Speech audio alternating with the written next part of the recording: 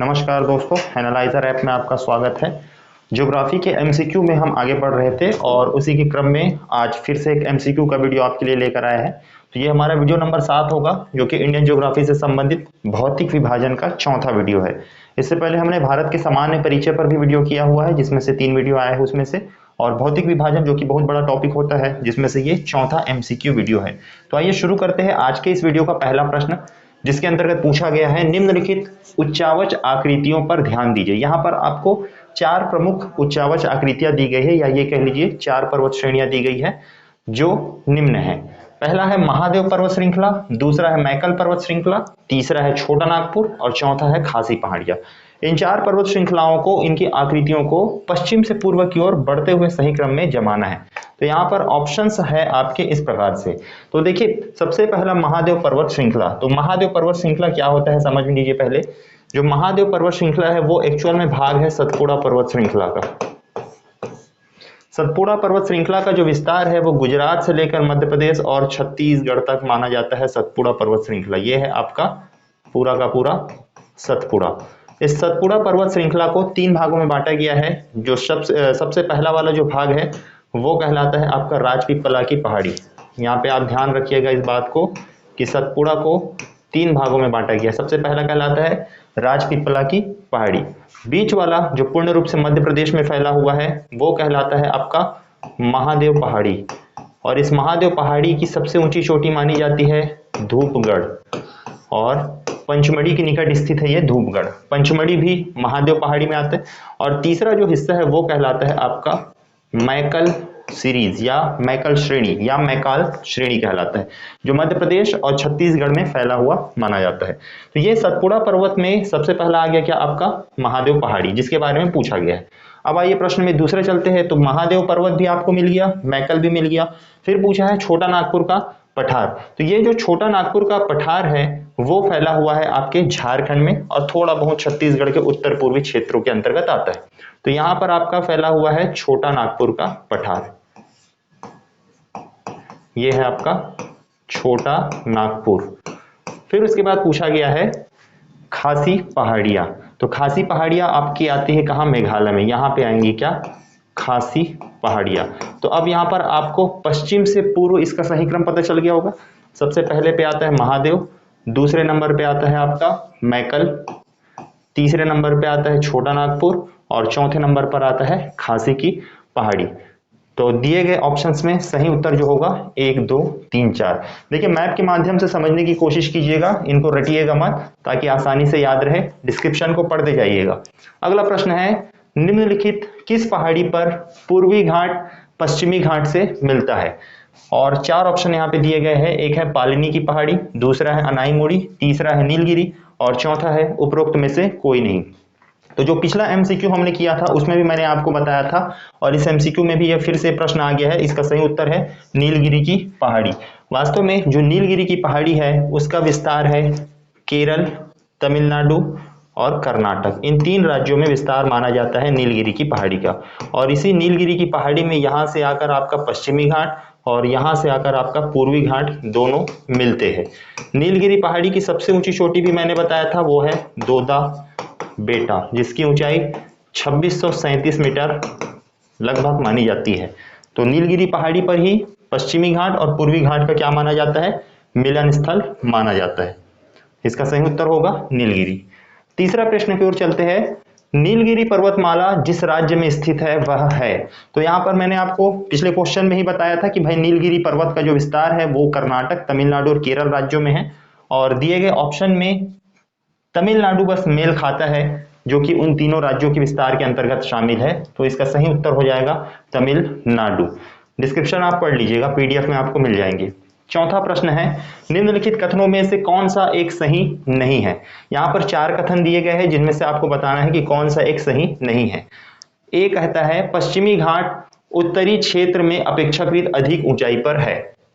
दूसरा है पश्चिमी घाट में अनाईमुड़ी सबसे ऊंची चोटी है। तीसरा है ताप्ती नदी सतपुड़ा के दक्षिण में है। और चौथा है नर्मदा नदी तथा ताप्ती नदी घाटियां पुरानी रिफ्ट घाटियां मानी जाती है। तो देखिए, पश्चिमी घाट के बारे में यहाँ पर दिया गया है। तो पश्चिमी घाट का विस्तार उस दिन मैं बता रहा था कि गुजरात के ताप्ती नदी के मुहाने से लेकर नीचे कन्याकुमारी तक आपका फैला हुआ है पूरा का पूरा पश्चिमी घाट। ये थोड़ा सा इस तरफ आएगा, अगर आप इसको ऐसा बनाना चाहेंगे तो ये पूरा आपका आता है किसके अंतर्गत, पश्चिमी घाट के अंतर्गत, जो कि प्रायद्वीपीय पठार का अपरदित खड़ा कगार है। और ये पश्चिमी घाट का उत्तरी भाग अधिक ऊंचा नहीं है, जबकि दक्षिणी भाग अधिक ऊंचा है। तो जो पहला वाला पॉइंट कहा गया है वो तो बिल्कुल गलत है कि पश्चिमी घाट उत्तरी क्षेत्र में अपेक्षाकृत अधिक ऊंचाई पर है। तो उत्तरी क्षेत्र अधिक ऊंचाई नहीं है, बल्कि दक्षिणी क्षेत्र अधिक ऊंचाई है। और आपको मैंने पश्चिमी घाट जब पिछले वीडियोस में मैंने बताया था तो उसमें यह भी कहा था कि इसकी जो सबसे ऊंची चोटी है वो है अनाईमुड़ी, जो कि केरल के इडुक्की जिले में है। अनाईमुड़ी जो दक्षिण भारत की भी सबसे ऊंची चोटी मानी जाती है और इसकी ऊंचाई 2695 मीटर है। तो अनाईमुड़ी जो दूसरा पॉइंट कहा गया है, पश्चिमी घाट में अनाईमुड़ी सबसे ऊंची चोटी है, तो दूसरा पॉइंट बिल्कुल सही है। यहां पर पूछा गया है कौन सा एक सही नहीं है, तो ए वाला ऑप्शन जो है वो सही नहीं है। तीसरा कहा गया है ताप्ती नदी सतपुड़ा के दक्षिण में बहती है। तो भारत की दो प्रमुख नदियां हैं जो सतपुड़ा पर्वत से निकलती है, और सतपुड़ा पर्वत से एक निकलने वाली नर्मदा नदी है और दूसरी यहां दक्षिण से निकलती है, वो है ताप्ती नदी। तो तीसरा कथन भी सही है। और चौथा कहा गया है नर्मदा नदी तथा ताप्ती नदी घाटियां पुरानी रिफ्ट घाटियां मानी जाती है। तो वास्तव में जो सतपुड़ा पर्वत श्रेणी है वो ब्लॉक पर्वत कहलाती है, और ब्लॉक पर्वत की स्थलाकृति ऐसी होती है कि दो समांतर पर्वतों के बीच में क्या खाई का या गड्ढे का निर्माण हो जाता है, जिसे दरार घाटी या भ्रंश घाटी कहते हैं, जो काफी संकरी घाटी होती है, और उन घाटियों से नर्मदा नदी और ताप्ती नदी दोनों बहती है। इसके अलावा एक अन्य नदी है दामोदर नदी, जो भी भ्रंश घाटी या दरार घाटी से होकर बहती है। तो दिए गए कूट में से जो आपका सही उत्तर होगा वो ए होगा कि पश्चिमी घाट उत्तरी क्षेत्र में अपेक्षाकृत अधिक ऊंचाई पर है, जो कथन गलत है। डिस्क्रिप्शन पढ़ लीजिएगा अच्छे से। पांचवा प्रश्न है भारत के निम्नलिखित में से कौन सी पर्वत श्रेणी केवल एक ही राज्य में फैली हुई है। तो यहाँ पर चार ऑप्शन दी गई है, एक है अरावली, एक है सतपुड़ा, एक है अजंता और एक है विंध्यन। देखिए अरावली पर्वत श्रेणी के बारे में पिछले वीडियो में हमने चर्चा किया था, जिसमें मैंने बताया था कि अरावली गुजरात से लेकर राजस्थान हरियाणा होते दिल्ली तक फैली हुई है, तो वो एक राज्य में तो है नहीं। बी सतपुड़ा, तो अभी थोड़ी देर पहले मैंने बताया कि सतपुड़ा का विस्तार गुजरात से लेकर कहां तक है, छत्तीसगढ़ के पश्चिमी भाग तक है। वहीं तीसरा जो दिया गया है अजंता, तो अजंता जो पर्वत श्रेणी है वो फैला हुआ है केवल केवल महाराष्ट्र के औरंगाबाद जिले के अंतर्गत, तो ऑप्शन सी आपका सही हो जाएगा। वहीं अगर डी विंध्यन की बात करोगे तो वो फैली हुई है आपके गुजरात से लेकर मध्य प्रदेश और बिहार उत्तर प्रदेश तक विंध्यन पर्वत श्रेणी का क्या है विस्तार माना जाता है। तो प्रश्न के हिसाब से केवल एक राज्य में अजंता पर्वत श्रेणी फैली हुई है। छठवां प्रश्न है महाराष्ट्र एवं कर्नाटक में पश्चिमी घाट कहलाते हैं। देखिए सामान्य तौर पर जो पश्चिमी घाट है उसे क्या कहा जाता है, सह्याद्री पर्वत के नाम से जाना जाता है, और विशेषकर महाराष्ट्र एवं कर्नाटक में ही पश्चिमी घाट को सह्याद्री के नाम से जाना जाता है। तो ये फैक्चुअल क्वेश्चन है, याद रखिएगा। सातवां प्रश्न है आज का, नीचे दिए गए कूट से निम्नलिखित पहाड़ियों का दक्षिण से उत्तर की ओर बढ़ते हुए सही अवस्थित अनुक्रम चुनिए। यहाँ पर चार पहाड़ियां दी हुई है जिन्हें आपको दक्षिण से उत्तर की ओर जमाना है। एक है सतमाला पहाड़ियां, एक है कैमूर पहाड़ियां, एक है पीर पंजाल श्रेणी और एक है नागा पहाड़ी। देखिए सतमाला पहाड़ियां जो है वो महाराष्ट्र में आती है, महाराष्ट्र के पश्चिमी छोर में। वहीं दूसरा कैमूर पहाड़ियां जो है उसका विस्तार, वास्तव में जो कैमूर पहाड़ी है वो विंध्याचल पर्वत या विंध्यन पर्वत श्रेणी का ही एक भाग है, जो मध्य प्रदेश से शुरू होता है और उत्तर प्रदेश और बिहार तक फैला हुआ है। पीर पंजाल श्रेणी आपके मध्य हिमालय की एक पर्वत श्रेणी है जो जम्मू कश्मीर में पाई जाती है, और नागा पहाड़ियां जो है वो आपके पाई जाती है मिजोरम से लगे हुए, यानी कि नागालैंड क्षेत्र में पाई जाती है। तो यहाँ पर आपको जमाना है इनका दक्षिण से उत्तर क्रम। इनका जो सही क्रम है वो 1 2 4 3 है। आइए देखते हैं कैसे। सबसे पहले सतमाला पहाड़ियां कहा गया है, तो सतमाला पहाड़ी मैंने कहाँ बताया, ये महाराष्ट्र वाले क्षेत्र में यहाँ पर है आपका सतमाला पहाड़ी। दूसरे नंबर पर पूछा गया है क्या, कैमूर पहाड़ी। उत्तर के हिसाब से दूसरे नंबर पे कैमूर पहाड़ियां हैं, तो कैमूर पहाड़ी आपका मध्य प्रदेश यहां से इस तरीके से ऐसे फैला हुआ है, वो है कैमूर पहाड़ी।